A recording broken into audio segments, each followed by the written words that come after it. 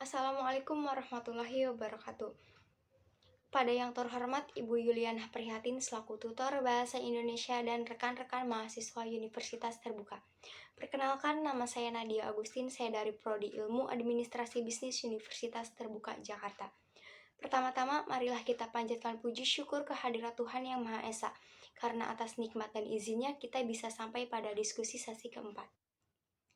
Pada kesempatan kali ini saya akan menyampaikan gagasan tentang COVID-19 yang berfokus pada topik dampak COVID-19 terhadap pendidikan di Indonesia.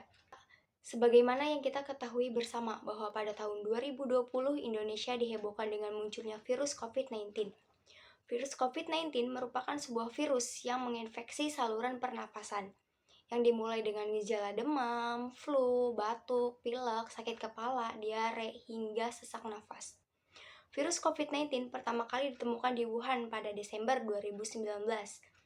Virus COVID-19 menyebar secara cepat hingga menginfeksi berbagai negara, salah satunya adalah Indonesia. Munculnya COVID-19 memberikan berbagai dampak dalam berbagai bidang, tak terkecuali bidang pendidikan. Adanya COVID-19 memberikan dampak positif dan dampak negatif bagi pendidikan di Indonesia.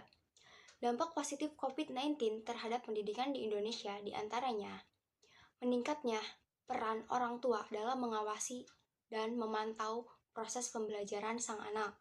Lalu, bertambahnya pengetahuan teknologi, baik bagi pengajar maupun siswa, sehingga meningkatkan kemajuan teknologi, baik dari sekolah maupun perguruan tinggi.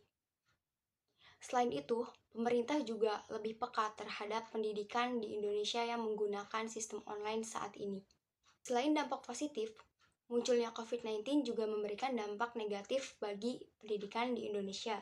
Di antaranya mengharuskan pemerintah mengambil keputusan dengan cara meliburkan sekolah atau mengganti sistem pembelajaran yang semula dilakukan di sekolah menjadi di rumah dengan memanfaatkan teknologi sebagai media pembelajaran yang dilakukan secara daring atau online.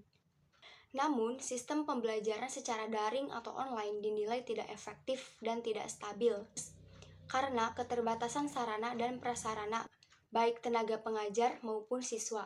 Selain itu, keterbatasan jaringan internet yang tidak bisa diakses dan tidak bisa dijangkau di berbagai daerah Indonesia, sehingga menyulitkan proses pembelajaran tersebut. Lalu, kurangnya penguasaan dan pengetahuan terhadap teknologi, baik tenaga pengajar, sehingga menyulitkan proses pembelajaran daring tersebut. Selain itu, ketidaksanggupan dalam memenuhi kebutuhan kuota internet juga menjadi salah satu dampak yang paling beresiko bagi pendidikan di Indonesia saat pandemi menyerang.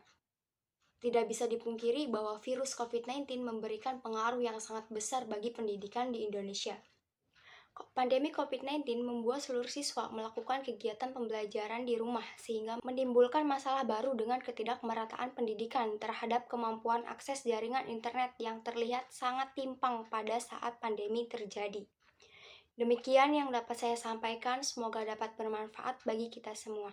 Mohon maaf atas segala kekurangannya. Wassalamualaikum warahmatullahi wabarakatuh.